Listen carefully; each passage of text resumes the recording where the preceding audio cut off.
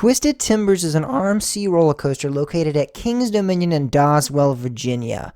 This is actually my home park RMC, and I am glad to say that this is a phenomenal ride and one of the best, in my opinion, the best at Kings Dominion. Now, before I get into it, I will be probably eventually doing a review on Intimidator 305, but the reason I chose to start off with Twisted Timbers as my first review is because I think I'm a lot more unbiased towards Twisted Timbers. I have ridden I-305 well over 300 times. I've ridden it a lot, and I have somewhat of biased opinions towards it. I think the restraints are, really bad, and there's a lot of things, and I still think it's a great ride. It's still my top 10 favorite roller coasters. It's a phenomenal ride, but I definitely probably rank it a lot lower than some other people. So once I give my thoughts and opinions on that, a lot of people might be upset with me. So I'm going to hold off on giving that review. Eventually, I'll get to that probably sometime later this year. But the first coaster I wanted to do at Kings Dominion is the new for 2018 attraction, which 2018 was a long time ago, but this is the first time I'm getting around to reviewing it. Twisted Timbers. I got to go to the media day event for this ride, so I was there when it first opened, and I've been continually going back ever since then, and it has not gotten worse in any case, I will say. A lot of times you'll hear, like, Wicked Cyclone, for example, Six Flags New England, people say, like, the first year was phenomenal, and then the next year, it started slowing down some. Twisted Timbers has not really slowed down at all that I can tell. And again, I've ridden this probably close to 100, 200 times. So it is a good amount of rides that I have, a good amount of experience I have on this ride. I want to start off with talking about the barrel roll drop, because that's the first element of this attraction.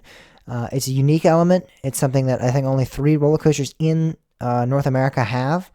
And man, when I tell you that is a great inversion, it's a phenomenal inversion. I've ridden Storm Chaser at Kentucky Kingdom. I've not gotten down to Medusa at Six Flags Mexico, but I have to say that out of the 2 that I've ridden, Storm Chaser and Twisted Timbers, I think Twisted Timbers is better. It has a better first drop. It's my favorite inversion, actually, the barrel roll drop on Twisted Timbers. I think, I don't know what it is. I think Twisted Timbers is taller, so maybe it's because that it just feels more drawn out. Storm Chasers is good, too. I just think Twisted Timbers, I don't know, just you get a little bit of pop of airtime coming off that. You come off like the drop a little bit beforehand. I don't know. It's a little different because Storm Chaser kind of starts taking it as you're going through the turn. You start making your way upside down. Twisted Timbers, it's like you actually make your way over to the drop and then you start going upside down. It's a little different. You'll have to watch the POV, or there'll be footage being shown here in this video as well, so you may be able to tell what I'm talking about. But it's completely different. They're kind of different drops, in my opinion. They do the same thing, but they're kind of they take it in a different aspect.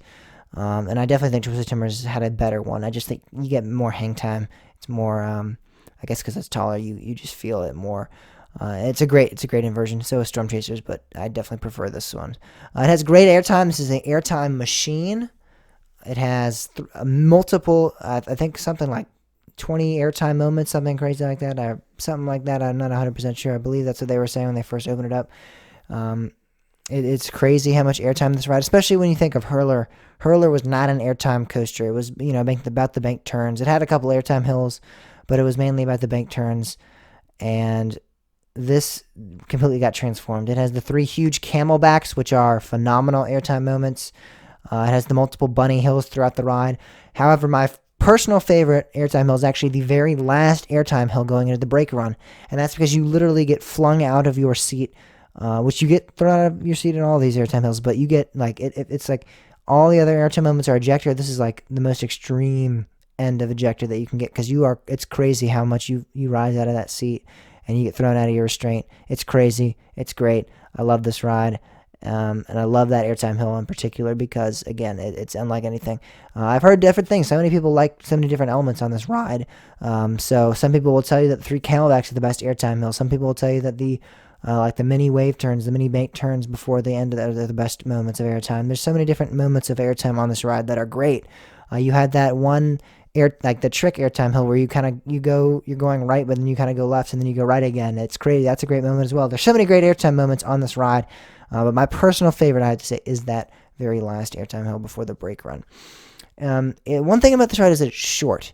However, it does not feel short, and that's something that not a lot of coasters can do. When you look at the actual statistics, I believe this coaster is 3,500 feet long, something like that. So it's relatively short compared to Intimidator 305, even in the same park. It's just not that long of a roller coaster, but it's complete. It is a complete ride. It's a strong layout and it's a complete ride. So regardless of how short it is, you do everything you want to do. You go upside down multiple times. You have multiple great airtime moments.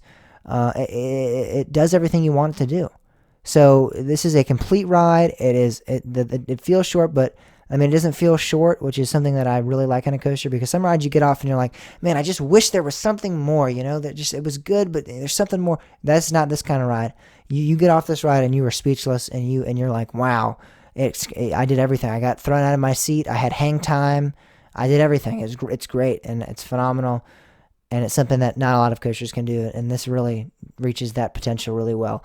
It has a lot of fun inversions. I've listed the barrel roll drop, but it also has that 0G roll towards the end of the ride, and also has that cutback element. The cutback element's very cool and very unique. I'm glad we got that. I would have liked a 0G stall a little better, I think, but regardless, it's still a fun element, and it kind of does relatively same kind of thing. I really enjoy that element of the ride, and it's pretty smooth. I will say, all the RMCs are smooth. I've noticed that some are smoother. I actually think Wicked Cyclone is the smoothest RMC that I've ridden. I don't know. It was glossy smooth. I mean, this is glossy smooth too, but I'm telling you, Wicked Cyclone is like not a bump or a scratch on a ride. You feel like you're floating in air, which was surprising to me, because I did not think it would be, especially looking at how old it is, older than, this, which I went to Six Flags New England in 2018, so I'd ridden Twisted Timbers, and I was like, wow, I was expecting, this to be the, not rough, because no RMC is really rough, but I was expecting it to be like a little bit more bumpy or something, along those lines. It may be about the same in terms of smoothness, but it was not. It was actually much more smooth. And Twisted Timbers is somewhere in the mid-range as far as the RMC hybrids go that I've ridden. Steel Vengeance, I think, is a little smoother. I don't know. It doesn't really matter, because I think smoothness doesn't really affect a ride at all. I think smoothness is pretty doesn't affect the ride at all. I think there are some rough coasters out there like Beast and Voyage and stuff like that. Those coasters are rough, but I still, have them in my top 25. Still, Voyage's my favorite roller coaster. So there's so many, it doesn't really matter, but I just thought I'd point that out. That in terms of what we call smooth and why we determine that that's a good, I don't really know, but that is a factor that some people take into it. So I thought I'd share it with you guys in terms of roller coasters. So this is smooth compared to, it's a steel coaster. It's butter smooth. You're not going to find any problems with that. But I have noticed that it's not the smoothest. There are some, not rough patches, but a little, shaky areas, but it's nothing to be concerned about at all in the slightest. And it's great theming, and that's something that Kings Dominion doesn't have anywhere else really in the park. This area of land that they converted, it was originally, just the Midway, and now it's called Candy Apple Grove. They brought back the 40th anniversary, and now it's Candy Apple Grove. This is where Hurler used to be. It was really kind of a trashy area, and now it's Candy Apple Grove. It's beautiful. They repaved some of the midways. They put up signage. They themed Twisted Timbers to the orchard, so they have like the entrance to the orchard with the gates, and they have the big tree outside, and they have trucks and all that kind of stuff throughout the queue line. It's really interesting. It's a really cool concept, and it's something that Kings Dominion never really has. With Intimidator 305, it's kind of, we have a race car, and there's the checkered pathways, but that's kind of the extent of the theming. This was a lot better done, and it's the new era of Cedar Fair that really seems to be theming their coasters more. So that's interesting. I think it's really a cool theme.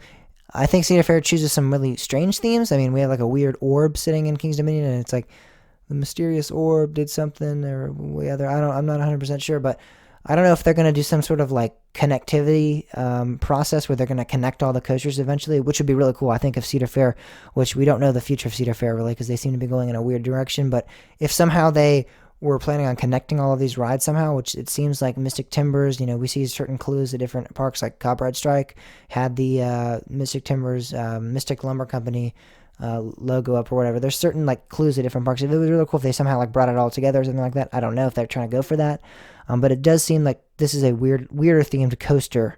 So I don't know about that. It's good that it's themed at all though, and it really did bring a new era of beautifulness to this park, because that area was starting to get kind of gross. So that beautiful aspect came in, and it really cleaned up things in that area of the park. So overall, I'm going to give Twisted Timbers a 10 out of 10. And the reason I'm doing that is because there's no flaw in this coaster. For what this coaster is, it does everything perfectly. And it's in my top 10. It's a great ride. It's smooth, like I said. It has many great inversions. It has the airtime. It has good restraints. I love it. It's a great ride. There's no complaints really here, other than the Cedar Fair locker policy. However, I'm not going to put that. That's not the ride's fault. That is the park's fault. So I'm not even going to factor that in. That would be something I do if I talked about Kings Dominion as a park. But it's a great ride, 10 out of 10, most definitely. It's probably the last coaster in my top 10 that I would give a 10 out of 10. And the coaster behind it at I think this is my number 7. This is my number 8 is I-305, and I'd probably give that a 9.5. So I know a lot of people would get raged about that. I'm going to talk about Yosemite 305 on another day. I know a lot of people have varying opinions on that ride. But yeah, that's my thoughts on Twisted Timbers. Thank you guys so much for watching this video, and I'll see you guys next time. Thanks, guys.